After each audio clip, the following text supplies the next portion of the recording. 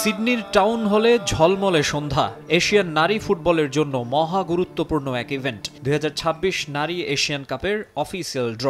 স্বাগতিক অস্ট্রেলিয়ার অন্যতম হোস্ট সিটিতে গ্রুপ পর্বের লাইন আপ জানতে অধীর আগ্রহে অপেক্ষায় সবাই। ডিফেন্ডিং চ্যাম্পিয়ন ও আসরের সফলতম দল চীনের অধিনায়ক শিরোপা হাতে ওঠেন মঞ্চে। রূপালী ট্রফি যেন আরও দীপ্তিময় করে তোলে গোটা হলটাকে।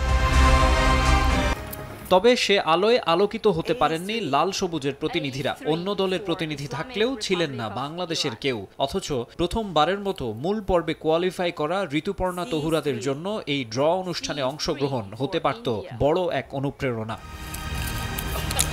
2026-এর 1 থেকে 21 মার্চ সিডনি, পার্থ ও গোল্ড কোস্টের 5 ভেন্যুতে লড়াইয়ে নামবে 12 দল। মেগা ইভেন্টের ড্র অনুষ্ঠানে দলগুলোর বাছাই পর্বে জার্নির টুকরো অংশ প্রদর্শিত হয় বিগ স্ক্রিনে। সেখানে ছিল বাংলাদেশের সাফল্য গাথাও। মিয়ানমারে ইতিহাস গড়া দলটা অস্ট্রেলিয়ার বিগ স্টেজেও চমক অব্যাহত রাখবে স্বপ্ন দেখেন দেশের ক্রীড়াপ্রেমীরা। কিন্তু পথটা যে মসৃণ নয়।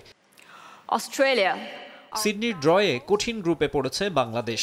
বি গ্রুপে পিটার বাটলারের দলের প্রতিপক্ষ উজবেকিস্তান, উত্তর কোরিয়া ও চীন। নারীদের ফিফা র্যাঙ্কিংয়ে বাংলাদেশের অবস্থান 128, গ্রুপ সঙ্গীরা এগিয়ে যোজন। র্যাঙ্কিংয়ে উত্তর কোরিয়া 9, চীন 17 আর উজবেকিস্তান রয়েছে 51 নম্বরে। এর মধ্যে চীন আসরের সর্বোচ্চ 9 বারের শিরোপাজয়ী দল।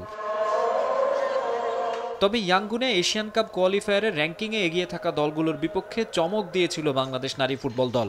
গ্রুপ সিতে বাহরাইনকে 7-0, মিয়ানমারকে 2-1 আর তুর্কমেনিস্তানকে 7-0 গোলে হারিয়ে মূল পর্বের টিকিট কাটে আফিদা বাহিনী। একমাত্র 141-এ থাকা তুর্কমেনিস্তান র্যাঙ্কিংয়ে পিছিয়ে, বাহরাইনের 92 আর মিয়ানমারের র্যাঙ্কিং 55।